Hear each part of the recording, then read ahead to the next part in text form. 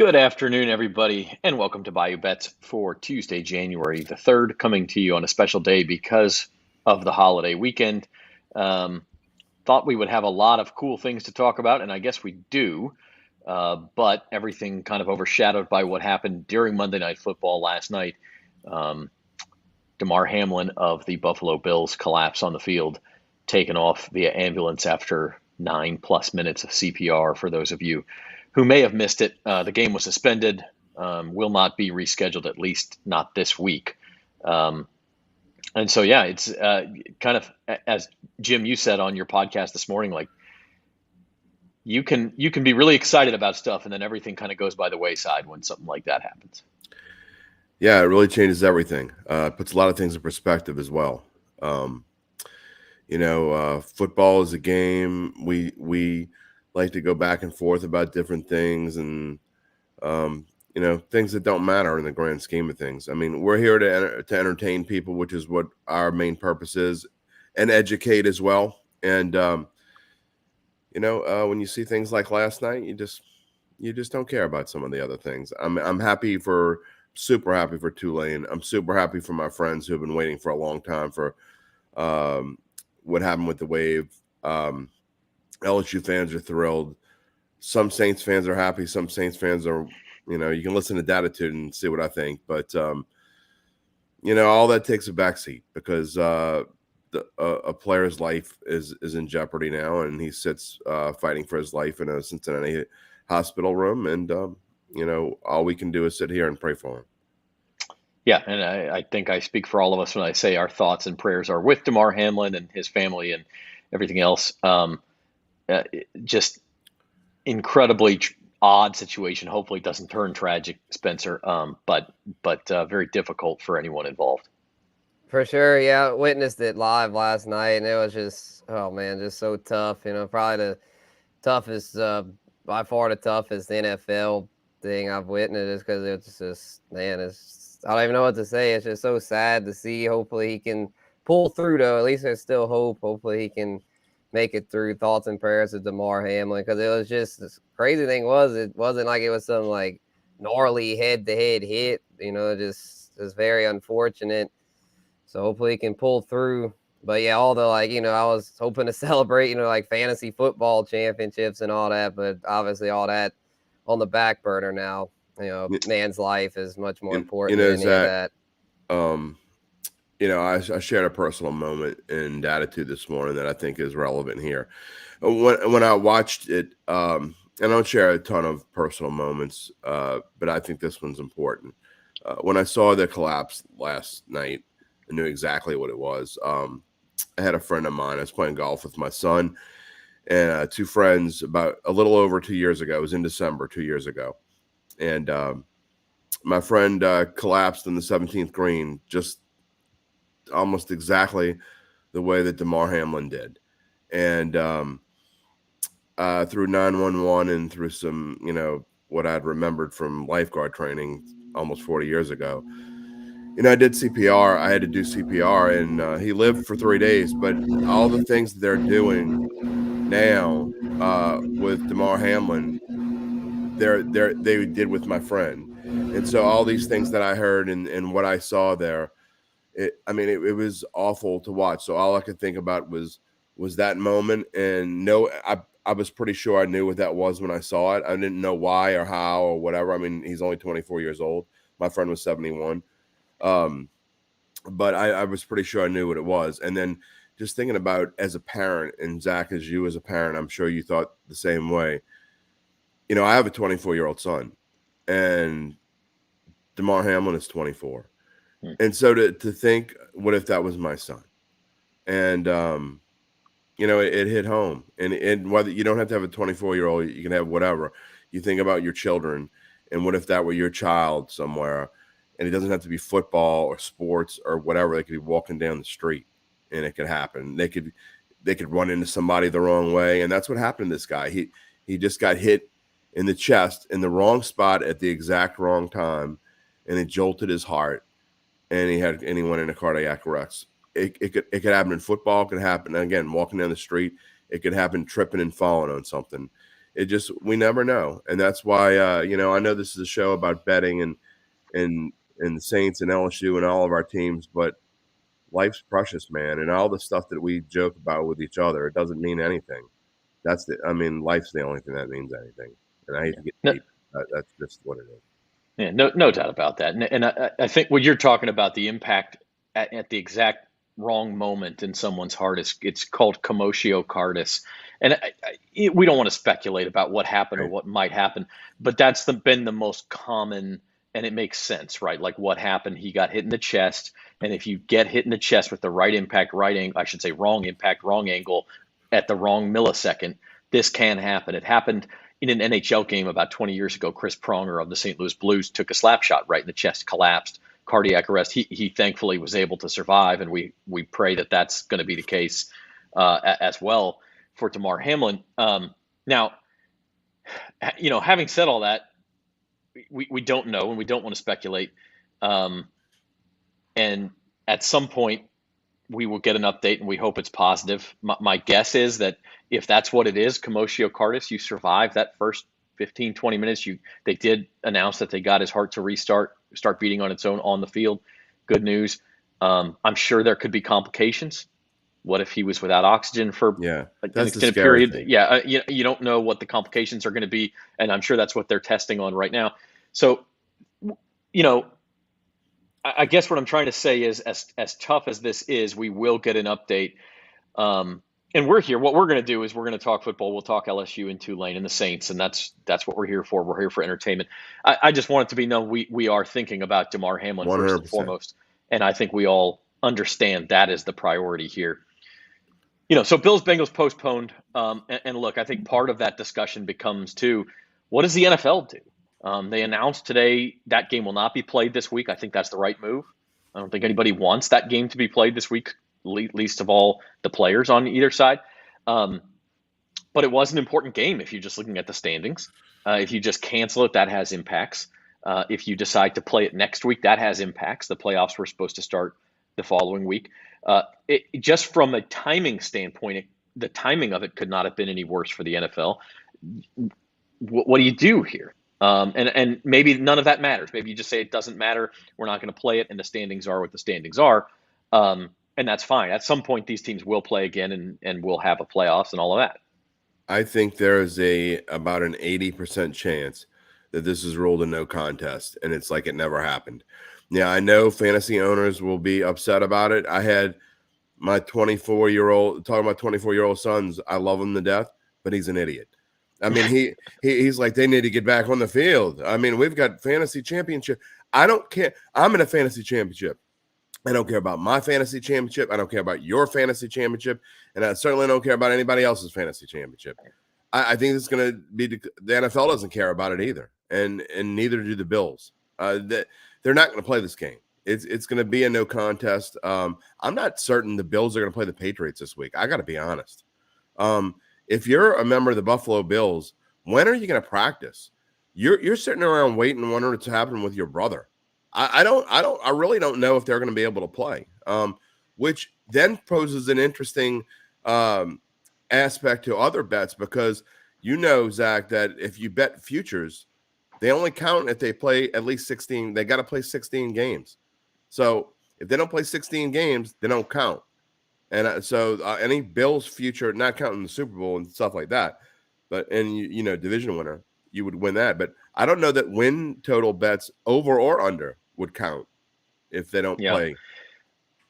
So from a betting perspective, what most sports books have done today is announce. But I don't care, by the way. And look, again, we're prefacing all this with this stuff is not important, but that is what we're here to report on. That's what our job is. And to be quite frank, I think people could use a little distraction. So, and look, if you have money, you want to know what happens to it, right? So what most sports books have said is if you had a bet on this game, it is void. Your money will be returned. I already got it back. Unless it's a situation where you bet on first touchdown score.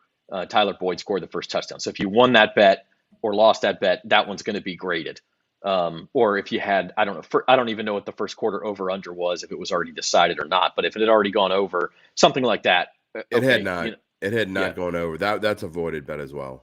Yeah. So pretty much first touchdown scorer or maybe first Bills points being a field goal would be, really the only two things that could be decided, and those bets will be graded. Everything else will be voided. Now, what you're talking about, futures, and I mean, I have to think it's a balancing act, right? Like, yeah, are the Bills concerned about Damar Hamlin? Absolutely, of course they are. Did they also work their entire lives to play for a Super Bowl? Yes. And do they want to continue to do that? My guess is that as time goes on, they will want to do that, and they'll want to do it for Damar Hamlin, if nothing else. So the point, it comes down to. I don't know that it matters though. If this game gets canceled, they're the 2 seed, and I think if they didn't play in the last week, if they didn't play this game's a no contest, and they don't play in the last week and forfeit, I think they're still the 2 seed. So I think they're probably going to be locked in the 2 seed. And if that's the case, I'm not 100% sure, but I'm like 95% sure that's the case. And if that is the case, so why would you play? Is kind of my point. Well, I mean, I know it affects other teams, and it gives the Patriots an advantage. It could affect the Patriots. They might not make the playoffs. The Ravens wouldn't have a chance to win the North. But again, that stuff doesn't really matter. I would think more. The Ravens have a chance to win the North anyway. If the Bengals had lost last night, and then the Ravens beat them, right? But if it's a no Sunday. Contest, I'm not. If it's a no contest, well, that's what I'm saying. Is if it's a no contest, the Ravens no longer have a chance to win the North. Okay, that stuff all aside. At some point, you're going, okay, if we're the Bills, we're going 3 weeks now without playing a game, and all of a sudden we're going to play in the playoffs. Maybe not the ideal scenario. Maybe they don't care. Again, it's a balancing act. I will also say the thing that could change things, Spencer, too, is if you do get that update on Thursday that or tomorrow that Damar Hamlin is stabilized and he's going to be okay. That would change some attitudes as well, I would think. Oh yeah, for sure. Yeah, I was hoping, praying that he does. Because I think if he does, then things will be, back to normal. Week 18 will go on as planned. I would think the Bills will play. It'll be tough, obviously, but I would think they'd be able to. So hopefully he does, and hopefully he can pull through. Because if not, I mean, I hate to say this, but they might have. I don't even know if Week 18 is going to get played if he doesn't pull through this. I think the league might just have to. Just call it a regular season, and then have the playoffs. I mean, I don't know that for sure. It wouldn't. I mean, the teams are already calling off media days like today, and the only weeks I think in the history of the NFL, if I can, you can correct me if I'm wrong, Zach, were September 11th and JFK being killed. I don't know if there were being assassinated. I don't know if there were any other weeks that were canceled. I'm not saying what they should do or shouldn't do. That is a tough call. I'm not saying they should or shouldn't cancel. I'm just saying I don't think that the league, they lose. There's no other way to put it. They lose so much money if they don't play this week, and I don't think they're willing to lose that kind of money. So the NFL statement at this point says there are no changes currently to the Week 18 schedule. Obviously, that leaves the door open for tomorrow, Thursday. We could still see those changes. One idea that I floated out and I think makes some sense, and that maybe they do, especially, like Spencer, you say there is a negative update, and either Damar Hamlin tragically doesn't make it or it's still up in the air or whatever. You could theoretically push everything back a full week and just eliminate the bye week before the Super Bowl. And then either not play the Pro Bowl, which is that day, or you play it in the morning and then play the conference champ. You could, the Pro Bowl, who cares? You figure that out. So that's one possibility. You could also say the Bills and Bengals could play this weekend. That's the only game this weekend. Then you push everything back. If there is still a chance for that game to be played, again, I think that would be Damar Hamlin has a positive update and he's doing better. And it's to the point where people feel like they can move on. So that's one possibility. But I don't know. Like you said, Jim, that's why Roger Goodell's paid the big bucks. That's why these owners have all this money to make these decisions. It's not going to be an easy call, and people will be upset no matter what they decide. I think they're not going to change this week. This week is going to go on. I'm not saying the Bills and Bengals are going to play. I mean, I would imagine the Bengals are going to play, but like you said, if they wanted to play Bills, if they think they have to, which I seriously doubt, they're not going to change the entire playoff schedule to accommodate one game. And again, I mean, in the grand scheme of things, Buffalo being the 2 seed, yeah, it sucks you got to play first week, but you're going to be at home. They haven't been at home a lot lately, so they'll get a chance to go home and be home. It sucks that if you make it through and Kansas City makes it through, you got to go to Kansas City, but who's to say that's going to happen anyway? And then Cincinnati benefits because they clinched the division. So I don't think they're going to be postponing weeks of playoffs and to get this one game. And honestly, the only possible way you can play this game at this point is to do what you said and to move that first week of the playoffs back a week and have week 19 where it's only Bills and Bengals. They're not going to do that. Yeah, it seems unlikely. But if you do, want to stick to, hey, every game's got to be played, blah, blah, blah, blah, that would be, I think, at this point, your only option. You're certainly not playing it tomorrow. You're certainly not playing it. They've already said they're not. Yeah, they're not playing it this week. Yeah. It's the only. It is the only option. That's why. And I said 80%. It's probably more like 90 to 95%. There's going to be no contest.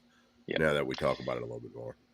We'll move on Bayou Bets and talk a few other things that, look, and again, preface this again by saying the most important thing here is Damar Hamlin's health. We're going to keep our eye 100%. On breaking news updates, see if we get any updates, hopefully positive news, and our thoughts are with him and his family. But having said that, it was a pretty good weekend for the Louisiana teams.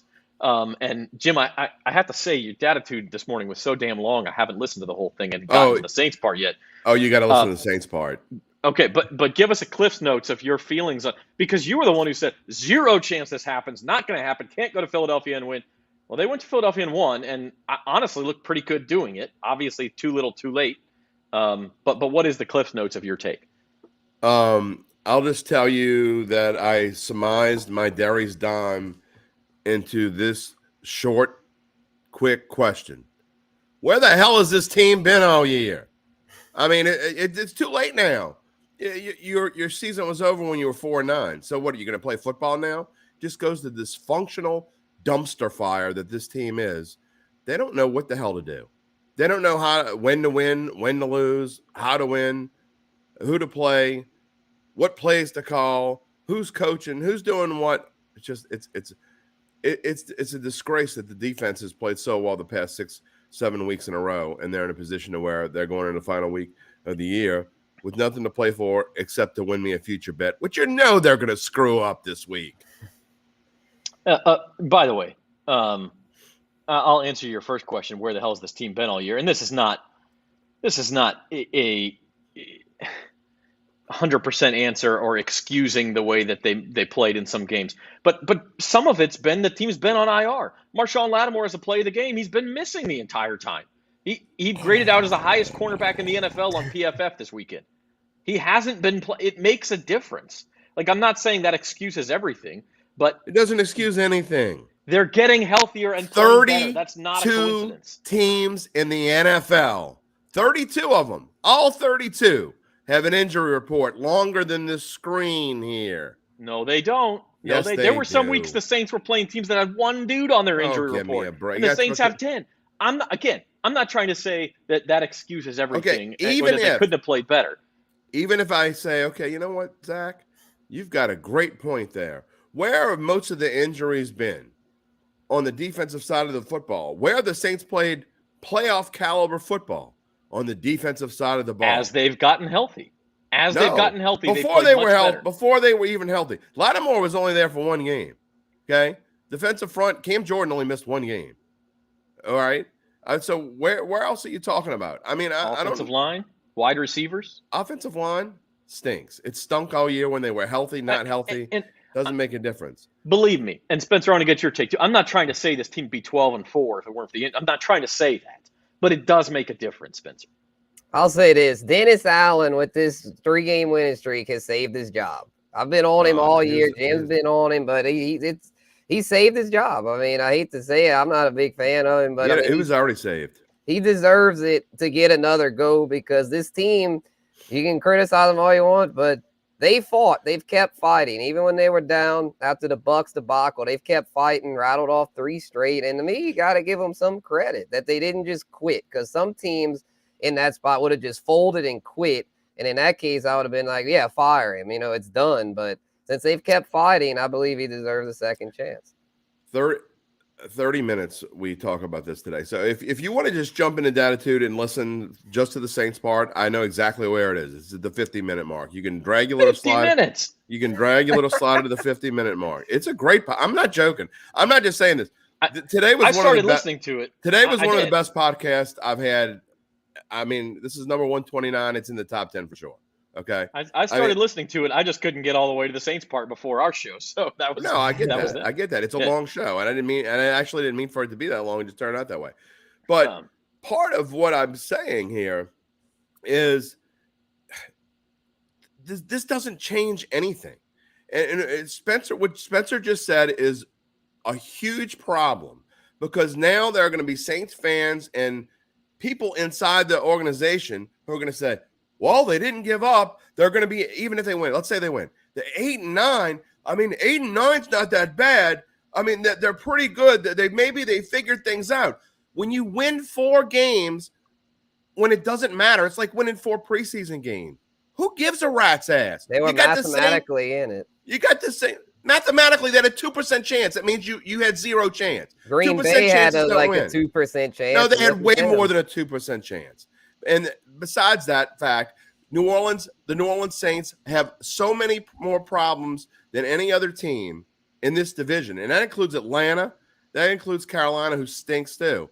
They've got so much rebuilding to do. And I'm so worried. If I were just a Saints fan and not an analyst, which is what I'm trying to be here, I'd be worried, saying, okay, well, now they might not make a lot of changes. Maybe they don't think they need to tear this team from the floor up. It's the same team that was 4-9. They still need to tear this team from the bottom up, and now this is going to delay it. I don't necessarily think – I never said they needed to fire Dennis Allen. They need to make massive changes, okay? They weren't going to fire Dennis Allen, so I'd given up on that. They need to fire Pete McCarmichael. He's going to leave on his own anyway. The problem is, if they don't make massive changes, this is going to be the same damn thing next year. It's not going to change a thing. So even if they win, and they win my future bet, great. But it's going to be another season of all this crap, and of who knows who the quarterback's going to be.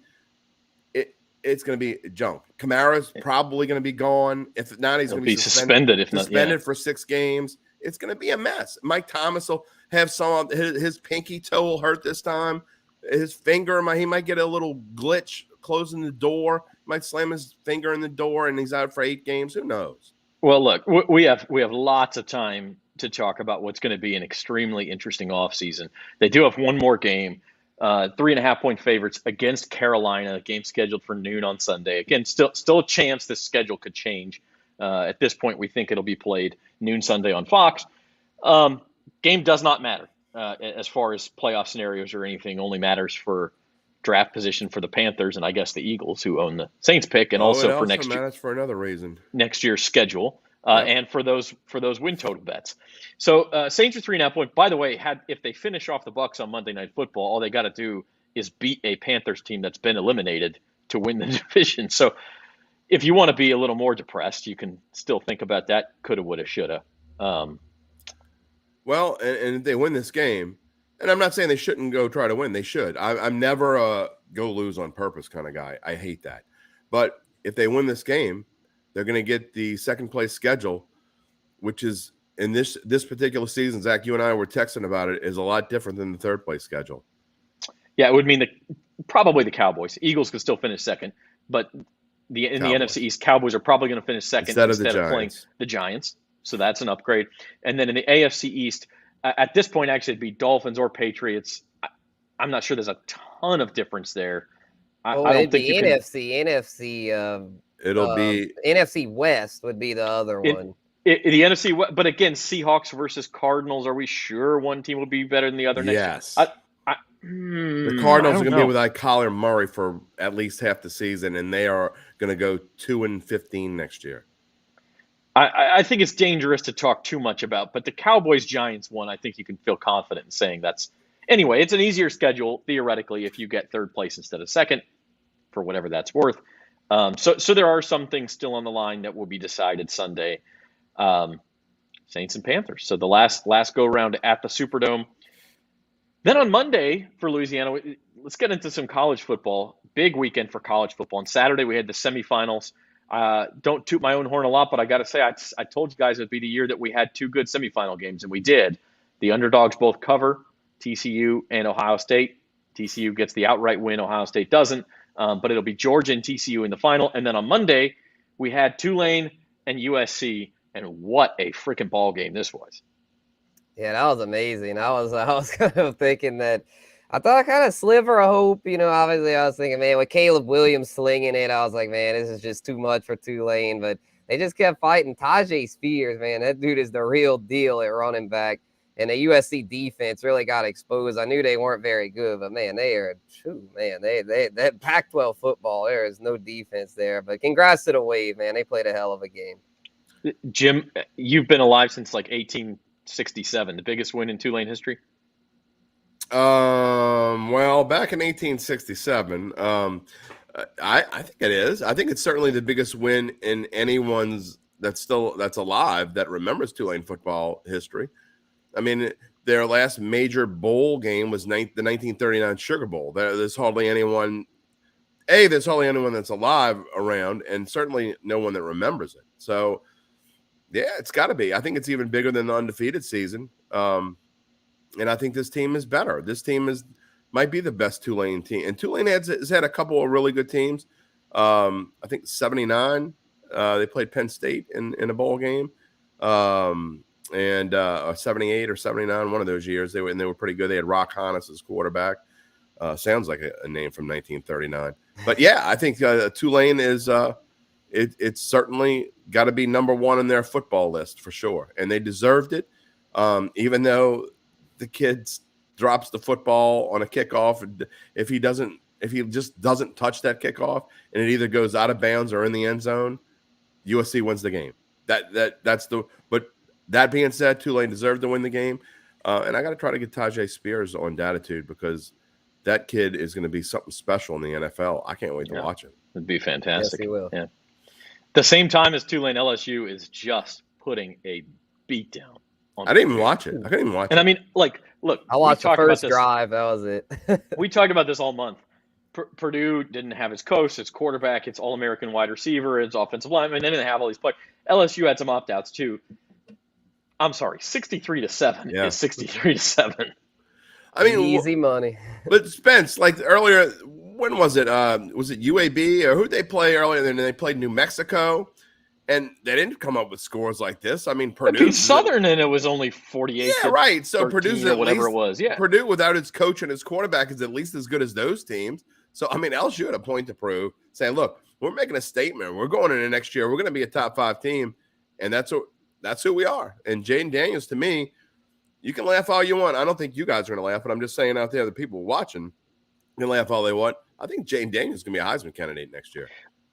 You know what's interesting, and I don't laugh at that at all, because after the Alabama game this year, if you go look at the odds, he was never better than like 15-1, but he was in the top 10. I mean, there was and then he missed. He was sick and didn't play very well against Arkansas. Didn't play well at all against Texas A&M. Got hurt. I mean, obviously, it wasn't going to happen at that point, but he was at one point at least in the conversation. What's interesting for LSU, and the next major story to follow in this program, is in spring football. Garrett Nussmeier got every third drive on Monday, and he looked pretty good. He led 3 touchdown drives himself, I believe, at least 2. Garrett Nussmeier, Jaden Daniels, I guarantee you Nussmeier has not given up on the idea of starting next year. He threw for 293 yards and a half against Georgia. And although Jaden Daniels is the favorite, I will say whoever does not win that job, if you're Brian Kelly, how do you keep him around? In the era of the transfer portal and NIL and everything else, whoever loses that job is not going to want to stick around, especially if it's Nussmeier. Well, yeah, I don't think there's any way Nussmeier wins the job. I feel like Jaden Daniels has done enough. And, I mean, he did it. Another thing, they did it without Kayshon Boutte. I mean, he didn't play, and he's going to the draft. So he was, the 5-star recruit, number 1 receiver, they thought. But it shows that they didn't really need him. I mean, that offense is rolling, and I believe Jaden at the helm is the way to go. I mean, Nuss is pretty good, but he's not on Jaden's level. I just read this comment by this guy who really, you don't necessarily have to post it. And I don't even need to say his name. But for the person who put a comment up there about the NFL incident didn't make LSU's Tulane victory irrelevant, no one said that it did, first off. None of us said that it made it irrelevant. NFL will milk sympathy. What are you, a heartless? What do you live at home by yourself? Or you live in a closet? Do you not watch? I mean, come on. What is wrong with people? To be fair, I do think I used the word irrelevant. It feels that way, right, in this moment. Obviously, we don't think anyone took us to mean that the games were irrelevant. Yeah, we're still talking about him, right? Guy's name is Jeff. Jeff, we're still talking about him. We're still here. Obviously, life will move on at some point. And this comment's really almost too long for me to post. But at the end, he says it's the most boring 12 minutes of sports. Then don't watch, man. I mean, you don't have to watch. No one's making you. The rest of us will watch. Some people have real problems. As we move forward here, including me.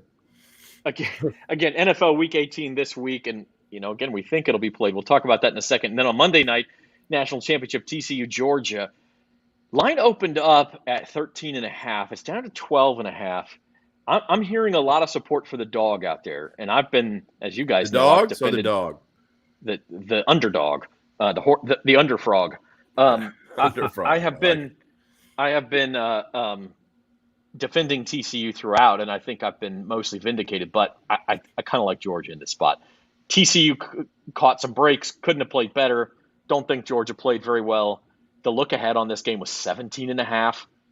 Which to me was too high, but I make this game more like 14-15. I like Georgia if it's 12.5. Go ahead, I think he hit the nail on the head, Zach. I'm with you here. I think I'm going to have to rock chalk and go Georgia. I was thinking the spread would be like 14.5. I was thinking, that hook's going to be tough. But to me, as long as it's under 14, and I think Georgia should be at least a 2-touchdown favorite. TCU, that game was kind of fluky. I mean, I definitely feel like they deserve to be there, and congrats to them for making it to the finals. They're a really good football team, but going against the SEC buzzsaw, that's the Georgia Bulldogs, I don't see this one being real close. I like free money. Georgia is going to wax the floor with this team. I mean, it's not 2 touchdowns. I don't care what they made the spread. You saw LSU Purdue. It's not going to be that bad, but it's going to be in that vicinity.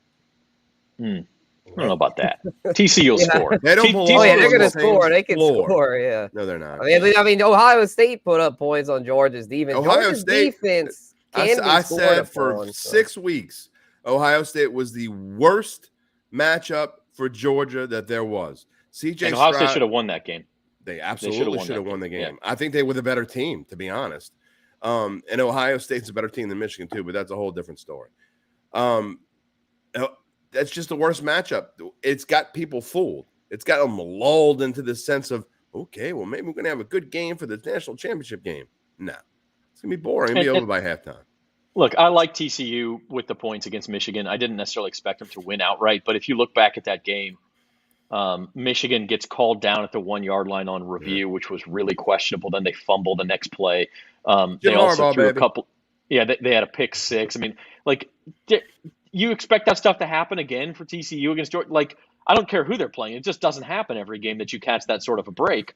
So, barring that, like, Georgia's just a better team. I'd feel the same way if it was Ohio State and the line was 10.5. I think whoever survived that Georgia-Ohio State game, especially now that Georgia probably should have lost, and I think they know they should have. Kirby Smart said in the postgame, we got outplayed tonight. I'm not sure we deserve to win. But, he knows it. But you feel like now you got a second life, and then you look on the other side of the field and you go, oh, well, TCU, that's a good team, but they're not that good. They're not as good as Ohio State. Like, I just think Georgia kind of comes out with renewed energy, and this thing could get, if not ugly, then certainly in that 14-21 range. I think we all agreed though before any of this started that the winner of the Georgia-Ohio State game was the net. I mean, I don't want to speak for y'all, but I think that's what we said. So I mean, to me, the national championship was the Georgia-Ohio State game. That was 1 and 2 playing each other, in my opinion. It just so happened that the weird way things fell at the end of the season that the seeding couldn't go that way, and whatever. But Ohio State, I think, would drill either one of the other two teams. And I know Ohio State lost to Michigan a couple weeks ago. It doesn't matter. Ohio State would win the rematch. And I actually I put in a futures bet, and listen, a couple weeks ago, you could have had it at 50-1. I got it at plus 360, Ohio State to win the Yeah. championship, thinking if they can survive tonight, I like them to beat Yeah, for either sure. TCU I or did it Michigan. too. Yeah, and I ended up hedging in Small. the middle of the game. I got a live bet on Georgia and made my money back, so it didn't work out. But it, still, I agree with you. I agree with you, and I know that makes for boring TV because we argue a lot, but we'll find something else to argue about. Let's talk scared. NFL. We're all on Georgia. I'm scared now. What if Yeah, that is a TCU little comes out? I'm not. This is one where I'm not scared. By the way, Bayou Bets is brought to you by Caesar Sportsbook. If you are a new user and register, make a $10 bet. You get a 3-poster LSU championship set. And you can pick any 3 posters. There's like 20 choices. I think there's even some Saints choices in there if that's what you prefer. All you got to do is be a new user, bet a minimum of $10, and you tell us which posters you want. We'll send them to your house. And these are not just like newspaper pages. They're actually poster pages. They're nice. You can frame them. Real good deal. So LSUposter.com.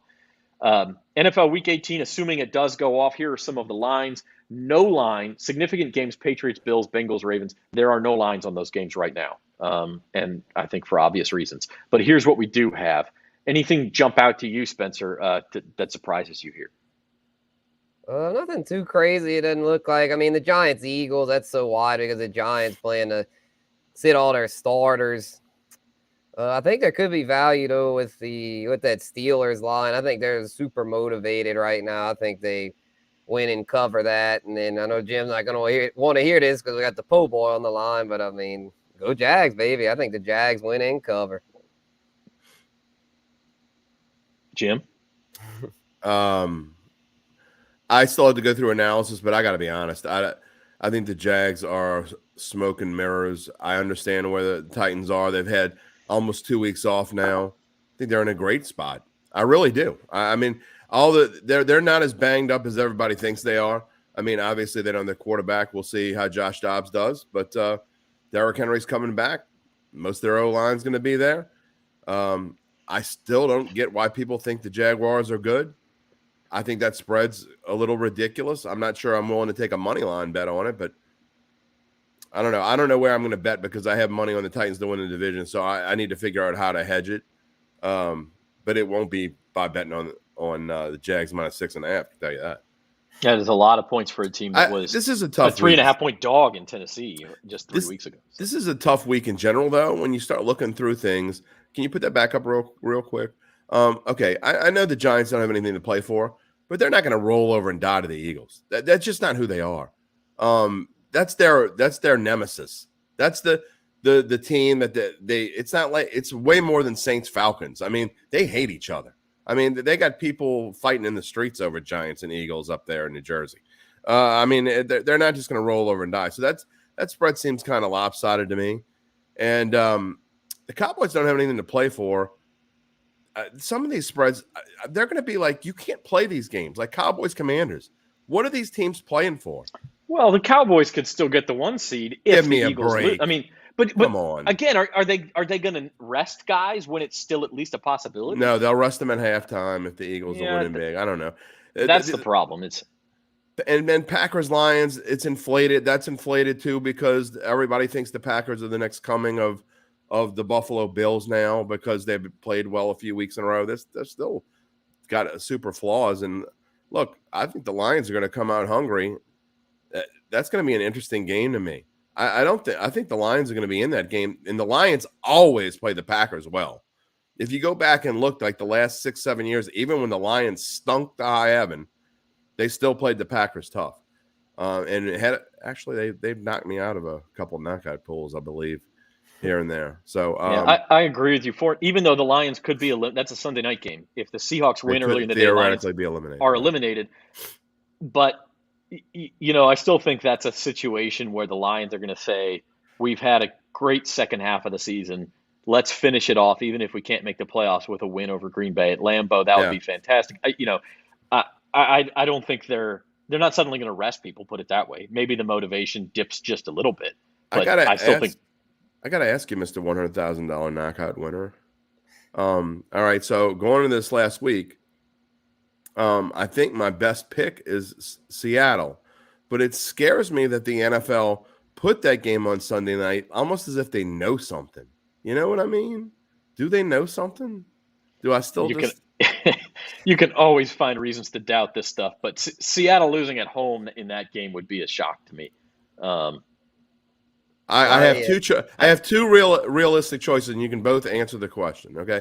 And I know you're gonna laugh when I say one of them, but I have two realistic choices. I can't take anything else. I know who you're gonna say. Go ahead. I have Seattle or I have Jacksonville. Those are my only two choices. So and you can each answer. Which one would you take? I'm gonna go Seattle. Yeah, I just think.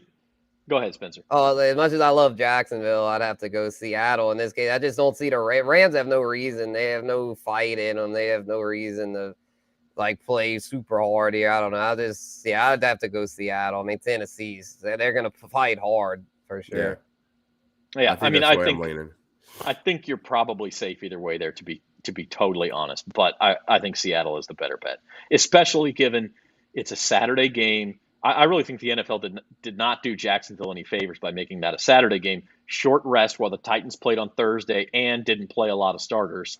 That makes things tough. I would not. 6.5 is a lot of points. I agree with that. And that's nine of the 17 people remaining have Seattle. They can take Seattle.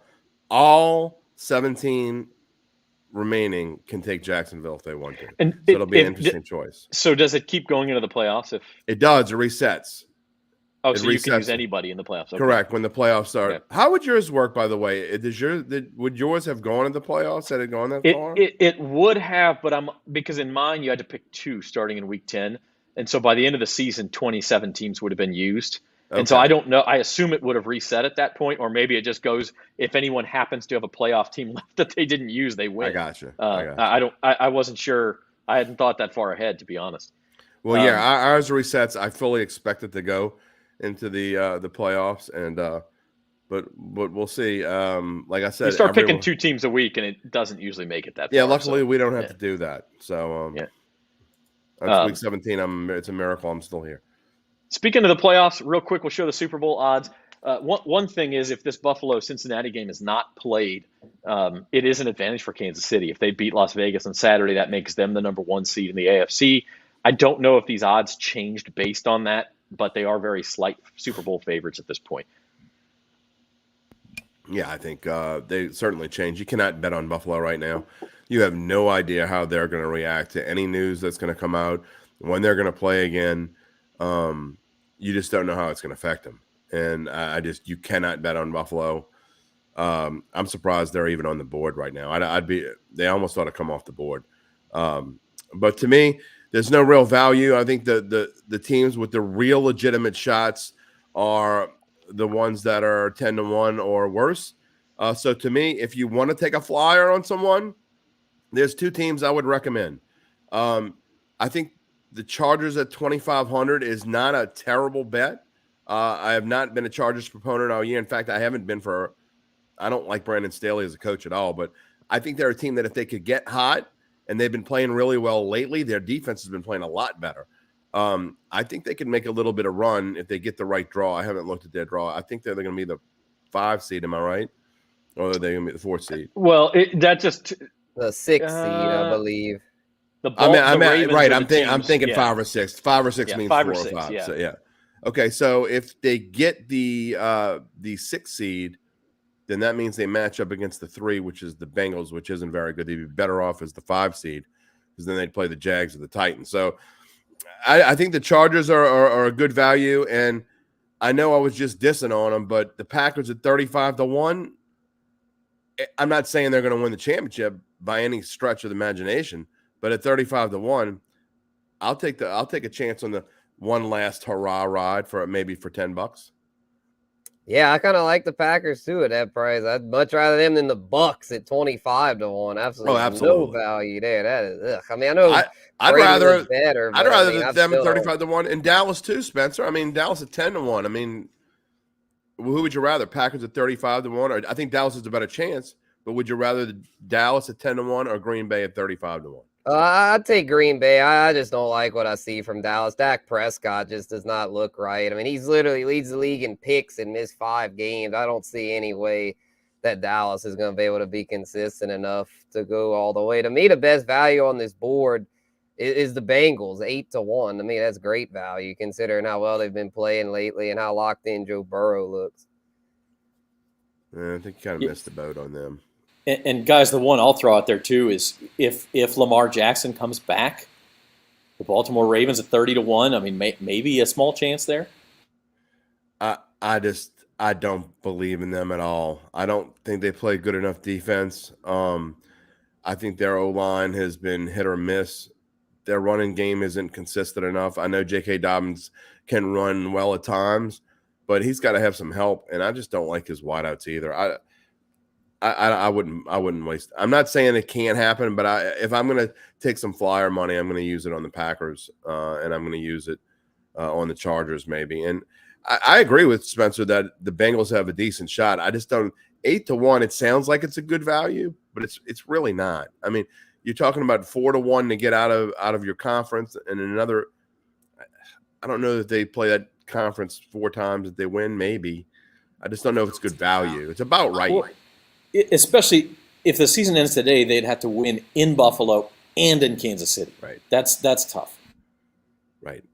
And then beat either the 49ers or the Eagles or whatever.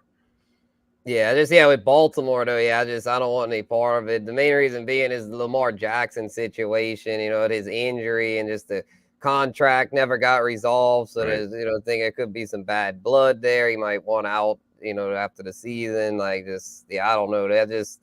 I just like the Bengals though. They seem to be, they're like the one team that's like not scared of the Chiefs. I mean, they have beaten the Chiefs every time. I know that could change. I mean, Patrick Mahomes is another fierce competitor. I mean, him and Joe Burrow, that's probably the 2 best quarterbacks in the game. So I love Josh Allen too, but I mean, Mahomes and Burrow in the clutch are just like unbreakable. So it'll be interesting to see who comes out on top. The Bengals, one little problem with the Bengals is, and again, I don't deny they have a decent chance to come out of the AFC because I think they do. I agree. And they're well suited to play on the road as well. But they are one, with Lyle Collins being out, they're one offensive line injury away from Burrow getting pummeled again. And that scares the hell out of me too. So I don't know. I think it's going to be some weird team. Like, that's why I like the Chargers. I think it's going to be someone no one's looking at. Jacksonville, 50-1. Let's go. Could be one of those years, man. Well, I will say 50-1. If Jacksonville wins, and I know it won't stay 50-1, it would go 40-1. But why not at 40-1? I'd rather They'd Jacksonville have a home game. I'd rather Jacksonville at 40-1 than the Ravens at 30-1. I will say that. All right, a couple more things. We'll talk much more about the NFL playoffs and the Super Bowl as we go. A couple of more things on today's episode. LSU basketball back in action tonight after beating Arkansas to open SEC play. Double-digit dog. It makes no sense. Kentucky's not playing all that well. No, that line makes no sense. I know LSU's doesn't ever get early season love, but they always play Kentucky tight. I mean, do I think they're going to win? Probably not, but it wouldn't even surprise me if they won, to be honest. Kind of like the value on the 4. Yeah, I kind of like the plus 400 a little bit. I might actually go play that when we get off the air. I think I might play the plus 10.5, Spencer. I don't, the analytics are not crazy about LSU. Even they're 12-1, but they're like 76th in Ken Palm or something like that. Like the analytics don't love LSU. But I gotta say, Kentucky just doesn't. I'm not sure where. They have Oscar Tshiebwe that seem to be star-studded and all these things. But if you watch them play, they're just not that impressive. Yeah, it's Kentucky. I mean, they're just a team that, as Jim, Joe Q Public loves. They're just everyone. They just see like, oh, Kentucky, they must be really good, right? John Calipari. It's as simple to just assume that they're always elite. So yeah, there's definitely value at that plus 10.5. Here's a question for you, Zach. Does Ellen know about your love for Ken Palm? I mean, do you have this? You and I have him over to dinner. I mean, she doesn't even know who he is. And if I tried to explain it to her, I would get like 5 words in, and she'd be like, "I don't want to." It doesn't matter. And so, I don't know that I can how do you confess your love for someone when your wife won't even listen to you? I don't know. You need to have that dude on the show. I don't even know if Ken Palm is a real person. He is Ken Pomeroy, man. He is. We'll have him on the show. He lives in Utah. He would probably come on the show. He would be fantastic. I'll give him respect for one day. if you promise. All right. Only other thing to show, Jim did have a great weekend in big bucks. 3-2, but you won the big ones. Yeah. And you've almost caught Spencer here. I'm after my terrible start, I have treaded water for the rest of the season, so I haven't lost anything else. Well, that's something to brag about. I'm not bragging. Believe me. Okay.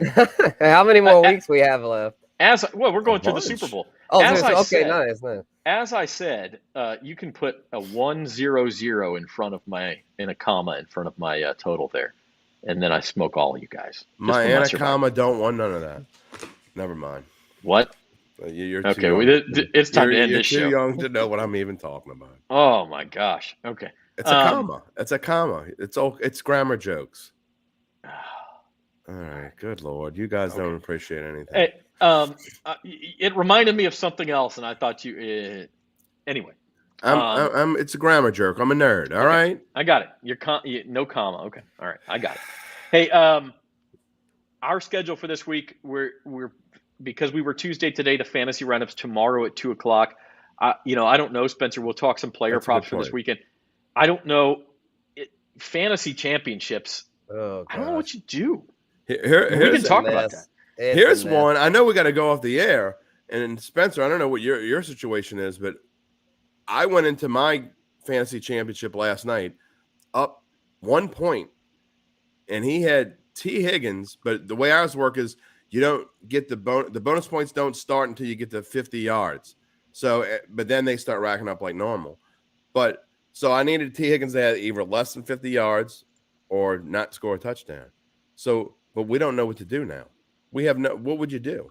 I think you just split the pot. I think you just split the pot. I mean, especially in your situation where it's 50-50. Now I'm in a league where I have T. Higgins and I'm down 37 points, right? So you're not going to win. I'm not going to win. Like he would need 150 yards and 3 touchdowns or something. Like it's theoretically 1% possible, but I would be fine saying, okay, I'll concede. But let's say I was down 18 points where, T. Higgins has where's your 1/3. 1/3 chance of that. So do we agree to go 2/3, 1/3, or does the other guy say, no, I was going to win. There was no way he was going to get that. Or what do you do? I don't, we'll talk more about that on the fantasy roundup tomorrow. I don't know what you do in that situation. What about you, Spencer? Are you any championships that involved last night? Oh yeah. They had one, they had a discussion this morning about it, and I'm winning it. I'm up by like 40, but he had 4 players going last night, and I had Josh Allen. So, I mean, odds were in my favor. But I was like, well, to be fair, there was a chance that, your players could have outscored me. So I agreed to do the split with him. And I just felt like that was the fairest thing. I will say this. If I weren't involved in my championship, I would have probably declared the person who had the 1 point lead a winner. I mean, I'm not going to do that. I don't want to win like that. B, because I'm involved, it wouldn't be fair for me to rule that way. So, but I think we're going to do what Zach said. I think it's going to be a co-champion, and I hate the whole co-thing, but man, it's quite a dilemma. And again, it doesn't matter in the grand scheme of things, but it is a dilemma for some people. But you have to make a decision. I mean, one way or the other, you have to decide. The other thing that I've heard people do is like, okay, the ESPN or Yahoo or whatever your league is, the projected points, you just use those. But that's real messy too. What about this? What about you wipe it back to 0 and you play this week? I don't like. But again, then if you have a situation like me where I'm down, to be so screwy with I'm down 30 plus points. Like, was there a chance T. Higgins caught 3 touchdown passes? There was a very small chance, but I shouldn't get to start over. I mean, I don't know. Like, it's a very tough dilemma. Yeah, but we'll talk about that. Starting over either, but that is a tough it may be an abbreviated version of the fantasy roundup. But Spencer and I will be with you at 2:00 tomorrow to kind of talk through those issues and get your comments. And then we're back here 4:00 on Thursday for Bayou Bets. Hopefully, we'll have a more definitive schedule at that point, if it's going to stay as is or if there'll be any adjustments, what they'll do with the Bills. Don't know. And first and foremost, hopefully by then we will have a positive update on Damar Hamlin. Because that's the most important thing. We got Amy and Hype Jenkins both saying they're praying, and absolutely we all are, and hope for the best for him. Just checked. I don't see any updates. I got it on my TV right here. There hasn't been an update. Yeah, nothing, no update. So we will talk about it on Thursday. And until then, for Jim Derry and Spencer the Guru, I'm Zach Ewing. Prayers up for Damar Hamlin, and we'll see you next time, everybody.